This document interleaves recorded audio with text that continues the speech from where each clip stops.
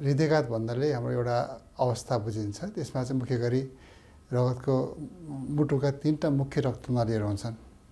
त्यसमा तपाईँको रक्तनलीमा तपाईँको साँघुरो हृदय गएर चाहिँ कुनै बेला चाहिँ कुनै नली बन्द भएको अवस्थामा त्यो रक्तनलीबाट प्रवाह हुने रगतहरू प्रवाह नपाइकन मुटुका मांसपेशीमा रगत नपुग्ने अवस्था आउँछ एउटा। त्यस्तो अवस्थामा चाहिँ मुटुका मांसपेशीहरू मर्न पुग्छन्, मरेर काम नलाउने अवस्थामा पुग्न सक्छन्। त्यस्तो अवस्थालाई चाहिँ हृदयघात भनिन्छ। विशेष गरी हृदयघात बढ्नुको मुख्य कारण भन्दा पनि हृदयघात हुने मुख्य कारणहरूमा यो ब्लड प्रेसरको समस्या, सुगरको समस्या, कोलेस्ट्रोलको समस्या, अनि चुरोट खाने बानी भएको मान्छेहरू, मोटोपना र धेरै एक्सर्साइज नगर्ने मान्छेहरू, यस्तो मान्छेको ग्रुपको चाहिँ ग्रुपका मान्छेहरूमा चाहिँ हृदयघातको समस्या बढी हुन्छ भने देखिने गरेको छ। तर हालको अवस्थामा अलिकति यो अत्यधिक मानसिक तनावमा काम गर्ने मान्छेहरू यसले पनि यस्तो तपाईँको चाहिँ हृदयघातमा महत्त्वपूर्ण योगदान दिएको देखिन्छ। र विशेष गरी यस्तै कुराहरूमा चाहिँ नै हृदयघातको समस्या अल्झेर बसेको हुन्छ। मान्छेको रक्तचापको समस्या अनियन्त्रित अवस्थामा, सुगरको अनियन्त्रित अवस्थामा र यस्तो मोटोपन बढ्ने समस्या, चुरोट सेवन, यही कुराहरूले नै समस्या चाहिँ बढी गरेको पाइन्छ अचेल। धेरै जस्तो मान्छेको चाहिँ यस्तै समस्याहरू आउनुहुन्छ। अलिकति छाती चसोस दुखे पनि मलाई ल हृदयघातै भयो कि भनेर आत्तिएर धेरै मान्छे आउनुहुन्छ। र विशेष गरी हामीले बिरामीको लक्षणबाट पहिचान गर्ने कसरी गर्छौँ भने जस्तो छाती दुखाइ सबै मुटुको दुखाइ हुँदैन र छाती दुखाइ सबै हृदयघात पनि होइनन्। छातीमा धेरै कुराहरू हुन्छ। छातीमा फोक्सो हुन्छ, मुटु हुन्छ, मांसपेशी हुन्छ, हड्डी हुन्छ, होइन, धेरै कुरा हुन्छ। ती मांसपेशी हड्डीको दुखाइले पनि छाती दुख्नसक्छ कहिलेकाहीँ तपाईँको। र पेट यहीँ तल मुटुको दुईवटा, यो मुटु भन्ने भन्दा तपाईँको दुईवटा करङको बिचमा पनि एउटा पेटको बढाएको हुन्छ। कहिलेकाहीँ ग्यास्ट्रिकको समस्याले छाती दुख्ने समस्या हुनसक्छ। र अर्को कुरा जस्तो यो भिटामिन डी भन्ने छ एउटा चाहिँ भिटामिन रगतमा चेक गर्न मिल्छ। भिटामिन डीको कमी भएको अवस्थामा मान्छेलाई छाती दुख्ने चसोस गर्ने समस्या हुनसक्छ। भने कहिलेकाहीँ अत्यधिक तनावमा काम गर्ने अवस्था, निद्रा नपुगेको अवस्थामा त्यो तनावको कारण पनि छाती दुख्ने समस्या हुनसक्छ। त्यो विभिन्न छाती दुखाइको किसिम आफ्नै हुन्छ। तर मुटुको दुखाइ जुन चाहिँ तपाईँको मुटुको ब्लकले गर्दा छाती दुख्छ मान्छेलाई, मुटुमा हृदयघात हुने सक्छ, जुन खतरा जुन दुखाइ हुन्छ त्यो चाहिँ कस्तो हुन्छ भने बिरामीलाई चाहिँ हिँड्दै जाँदाखेरि छातीमा भारीपन महसुस हुन्छ। विशेष गरी तपाईँको चाहिँ अब बिरामीले विशेष गरी यो सिँढी चढ्दाखेरि, उकालो चढ्दा याद गर्छन्। सिँढी चढ्दाखेरि जस्तो 1-2 तला चढ्दा हतपत मान्छेलाई छाती दुख्दैनन् सामान्य अवस्थामा। तर अब मुटुमा ब्लक बन्दै गरेको अवस्थामा चाहिँ सिँढी चढ्दाखेरि 1-2वटा खुड्किला चढ्दा पनि मान्छेलाई छातीमा भारीपन महसुस हुने र सास फेर्न गाह्रो महसुस हुने र हिँड्दै रोकेर एकछिन बस्नुपर्ने अवस्था आयो भने त्यो चाहिँ मुटुको हुने सक्ने सम्भावना एकदम बढी हुन्छ। तर अरूकोमा जस्तो ग्यास्ट्रिकको समस्या भयो भने पेट फुल्ने समस्या हुन्छ। हड्डी मांसपेशीको दुखाइ भयो भने तपाईँको चाहिँ छातीको मांसपेशी चल्दाखेरि दुख्ने समस्या हुन्छ। त्यसरी छुटाउँछौँ हामीहरू सामान्यतया। मुटुमा ब्लक बन्दै गरेको अवस्थामा तपाईँको सामान्य ब्लक चाहिँ मान्छेलाई केही नहुन सक्छ। तर अलिक ब्लक बढ्दै गरेको अवस्थामा विशेष गरी मान्छेले छातीमा भारीपनबाट सुरु हुन्छ। र तपाईँको जस्तो सामान्य ब्लक हुँदा तपाईँको चाहिँ 1 तला चढ्दा मान्छेलाई छाती दुख्ने समस्या हुन्थ्यो भने त्यो तपाईँको समस्या ब्लकको चाहिँ मात्रा बढ्दै गएको छ भने चाहिँ बिस्तारै त्यो दूरी कम हुँदै जान्छ। जस्तो पहिला 1 तला चढ्दा दुख्थ्यो भने ब्लक बढ्दै गयो भने 2-4 खुड्किला चढ्दा पनि गाह्रो हुन थाल्छ मान्छेलाई। अनि त्यो बेला रोकिएपछि फेरि एकछिन आराम जस्तो हुन्छ। त्यो चाहिँ एकदम टिपिकल तपाईँको मुटुको ब्लकको लक्षण त्यस्तो हुन्छ। अचेल यो धेरै सुन्नमा आउँछ, देखिन्छ पनि यो अवस्थामा। र अहिलेको समस्यामा यस्तो हामीले हेर्दाखेरि चाहिँ यो अवस्थामा पनि ब्लड प्रेसरको सुगरको समस्या अत्यधिक बढ्दो मात्रामा छ। अनि त्यसपछि कोलेस्ट्रोल समस्या उत्तिकै बढ्दो मात्रामा छ। त्यसमाथि यो युवा अवस्थामा गर्ने चुरोट सेवनको मात्रा पनि यसमा एकदम महत्त्वपूर्ण छ। र त्यसको साथसाथै अहिले युवा अवस्थामा यो एकदम धेरै एकदम महत्त्वाकांक्षी सोचहरू धेरै भएको मान्छेहरू धेरै देखिन्छ। कसरी पैसा कमाउँ, कसरी प्रगति गर्नु, त्यो सोच धेरै भएकोले मान्छेलाई अलिकति एउटा अत्यधिक मानसिक तनाव भएको पनि देखिन्छ यो अवस्थामा। त्यसले गर्दा मान्छे अत्यधिक घोटिएर काम गर्नुपर्ने अवस्था, राति लेट नाइटसम्म काम गर्ने अवस्था, शारीरिक व्यायाम नगर्ने, चुरोट सेवन बढी गर्ने, यी कारणहरूले चाहिँ यो अवस्थामा मुटुको समस्या एकदम बढी देखिएको छ। 3टै कुरा एकदमै महत्त्वपूर्ण कुरा हो। यसमा 3टै कुराले के गर्छ भने तपाईँको चाहिँ रक्तनलीमा चाहिँ अलिकति रोग पैदा गराउँछ। यसो रोग पैदा भएपछि के हुन्छ तपाईँको चाहिँ त्यहाँ बिस्तारो त्यो बोसो जम्ने प्रक्रिया सुरु हुन्छ। र त्यो बोसो जम्ने प्रक्रियाबाट नै हृदयघातको समस्या सुरु हुने हो तपाईँको। जस्तो अब तपाईँको चाहिँ बोसो जम्दै गएपछि एउटा चाहिँ ब्लड फ्लोमा रगत सञ्चालनमा अब कमी हुने भयो, त्यसमा तपाईँ कम्प्रोमाइज हुने भयो। त्यसपछि जति मात्रामा रगत सञ्चालन हुने त्यही नभएपछि त्यसले गर्दा बिस्तारै बिस्तारै चाहिँ अनि ब्लक बढ्दै गएर बन्द भएको अवस्थामा हृदयघात हुने हो। त्यस कारण तिनवटाको एकदमै अनुनासिक सम्बन्ध छ। तिनवटाको उपचार निर्मूल गर्न सम्भव छैन, उपचार के गर्न सम्भव छ, तर तिनवटालाई नियन्त्रणभित्र राख्नु चाहिँ सम्भव छ र त्यो नै त्यसको उपचार हो। हजुर, एकदम तिनवटा कुरा एकदमै महत्त्वपूर्ण कुराहरू हो पनि। जस्तो खानपानमा विशेष गरी धेरै मांसाहारी सेवन गर्ने, रातो मासु चिल्लो सेवन खाने, रक्सी चुरोट सुर्ती खाने बानी भएको मान्छे र यस्तो कुराहरूले सधैँ तपाईँको चाहिँ कोलेस्ट्रोल बढ्ने, प्रेसर बढ्ने, सुगर बढ्ने काम गर्छ। यो सबै कुराले नै मुटुमा असर पार्छ डेफिनेटली। अर्को खानपान, तपाईँ एक्सर्साइज भन्ने कुरा, एक्सर्साइज रेगुलर नगर्ने मान्छे पनि मुटुको सम्भावना बढी हुन्छ।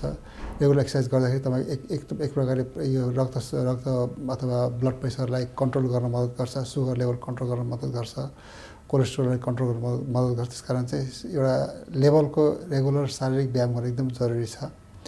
अनि मानसिक तनाव पनि उस्तै कुरा, मानसिक तनावले पनि तपाईँको एउटा चाहिँ सधैँ प्रेसर र मुटुको चाल बढी भइराख्नु चाहिँ यसले मद्दत गर्छ र प्रेसर, सुगर, यो कोलेस्ट्रोललाई अनियन्त्रित पार्ने पनि यो मानसिक तनावले गर्न सक्छ। त्यसकारण मानसिक तनाव पनि एकदम महत्त्वपूर्ण योगदान छ हृदयघातको कुरामा। विशेष गरी अहिले हृदयघात पहिला जस्तो हृदयघात हुन्छ मान्छे मरिहाल्ने कन्डिसन छैन, किनभने अहिले यसको हृदयघातको उपचार एकदम सहज रूपमा धेरै ठाउँमा उपलब्ध छ। तर धेरै ठाउँमा उपलब्ध भए पनि विशेष गरी अलिक ठुल्ठुलो अस्पतालमा मात्रै सुविधा उपलब्ध छ। जस्तो तपाईँको चाहिँ नेपालकै भन्ने कुराहरू चाहिँ मेन सहरहरू त्यहाँ सबैतिर एकदमै उपचार सम्भव छ। त्यसकारण अब त्यसको पनि साधारण हामीले जानकारी राख्नु जरुरी हुन्छ। कहाँ कुन अस्पतालमा मुटुको उपचार हुन्छ भन्ने कुरा चाहिँ जानकारी राखिरहनु जरुरी छ तपाईँको। किनभने कहिलेकाहीँ मुटुको समस्या भएपछि हामीले अस्पताल खोज्दै मान्छेको ज्यान जान सक्छ। त्यसकारण त्यो साधारण जानकारी हुनु जरुरी छ। र साधारणतः हामीले हृदयघात भएको शङ्का लागेमा गर्न सक्ने उपचार भनेको घरमा धेरै केही पनि हुन्न, यसमा चाहिँ तपाईँ सकेसम्म हृदयघातको शङ्का लाग्यो, छाती साह्रो दुख्यो भने चाहिँ सबभन्दा सुरुमा अस्पताल दौडाउनु नै उपयुक्त हुन्छ। तर त्यो गर्ने सम्भावना नभएको कन्डिसनमा अब हामी एस्पिरिन भन्ने एउटा ट्याब्लेट हुन्छ रगत पातलो पार्ने, त्यो चाहिँ एकदम साधारण रूपमा उपलब्ध पनि छ र एकदम सस्तो पनि पर्छ।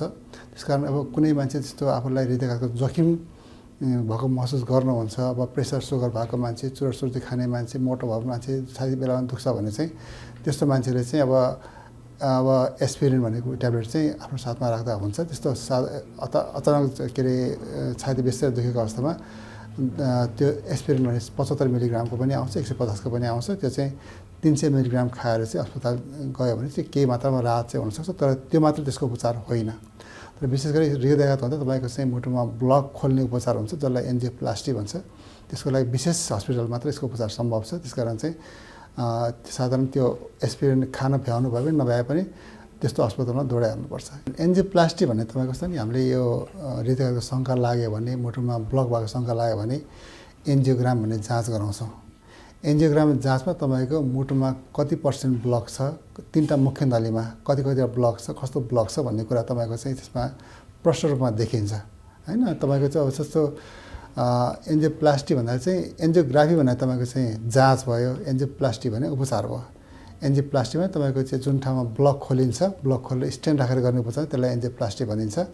त्यो विशेष गरी तपाईँको चाहिँ 80% भन्दा बढी चाहिँ ब्लक भएको अवस्थामा त्यो मुटुको हृदयघात हुने सम्भावना बढी हुने भएकोले 80% भन्दा बढी ब्लकमा चाहिँ स्टेन्ट राख्ने उपचार गरिन्छ। त्यो चाहिँ तपाईँको चाहिँ अब त्यसको लागि विशेष किसिमको त्यो ब्लकको अवस्था विशेष हुनु पऱ्यो। तपाईँ एन्जियोप्लास्टी गर्न मिल्ने खालको ब्लकहरू हुनु पऱ्यो। त्यस्तो अवस्था हुन्छ भने बाइपास अपरेसन भने चाहिँ तपाईँको चाहिँ छाती चिरेर गर्ने ओपन हार्ट सर्जरी नै हो। त्यस्तो चाहिँ कस्तो भने तपाईँको कहिलेकाहीँ मुटुको नलीहरू ब्लक भएको अवस्थामा अथवा लामो जुन चाहिँ ब्लकहरू जुन चाहिँमा तपाईँको चाहिँ एन्जियोप्लास्टी गर्न सम्भव छैन र त्यस्तो अवस्थामा चाहिँ बाइपासतिर हामी सल्लाह दिन्छौँ। यसमा चाहिँ विशेष गरी 4वटा कुरा, खानपान, आफ्नो मानसिक तनाव, अनि साधारण रेगुलर एक्सर्साइज र निन्द्रा। म चाहिँ 4वटा कुरा भन्छु। खानपानमा विशेष गरी तपाईँको रातो मासु, चिल्लो कुरा, बोसिलो कुराहरू नखाने, मैदाजन्य कुराहरू नखाने, यस्तो कुराले कोलेस्ट्रोल बढ्ने सम्भावना छ, सुगर बढ्ने सम्भावना, त्यसलाई कन्ट्रोल गर्नु पऱ्यो। ब्यालेन्स डाइट, सागसब्जी पनि खानु पऱ्यो, फलफुल पनि खानु पऱ्यो, माछामा चाहिँ प्रोटिन खानु पऱ्यो, सबै कुरा ब्यालेन्स खानु पऱ्यो। धेरै मांसाहारी सेवनलाई बढी जोड नगर्ने, चुरोट सुर्ती सेवन नगर्ने, रक्सीको सेवन नगर्ने होइन। साधारण लेभल एक्सर्साइज आधा घन्टा भए पनि 1 घन्टा भए पनि आफूलाई शारीरिक रूपमा अलिकति तन्दुरुस्त एक्टिभ राख्ने कोसिस गर्नुपर्छ।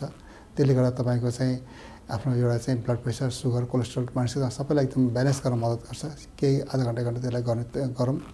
मानसिक तनाव एकदम नयाँ ठुलो समस्या रूपमा देखा परिरहेको छ। आफ्नो तनावलाई व्यवस्थापन गर्न जान्नु पर्यो। दैनिक 7 घन्टा 8 घन्टाभन्दा बढी काम नगर्ने, आफूलाई दिमागलाई फ्री राख्ने पनि अलिकति वातावरण मिलाउनु पर्यो। अब 6 दिन काम गरेछ, एक दिन चाहिँ आफूलाई एकदम फ्री राख्ने र आफूलाई माइन्डलाई फ्रेस गर्ने काम गर्नु पर्यो। अनि अर्को कुरा सुताइ। मान्छेको के छ भने अब म 7 घन्टा सुत्छु, 8 घन्टा सुत्छु भनेर 1 बजे सुतेर 8 बजे उठ्ने समस्या त्यस्तो देखिन्छ बानी धेरै मान्छेको। तर अलि के साइन्सले के भन्छ भने त्यसै सुतेर भएन, नेचुरल प्राकृतिक निद्रा सुत्नु पर्यो। भन्दा पनि 9, 10, 11 बजे सुत्नु पर्यो, 5 बजे उठ्नु पर्यो। त्यो निद्रा टाइमली चाहिँ 6 देखि 7 घन्टा साउन्ड स्लिप हुनु पर्यो।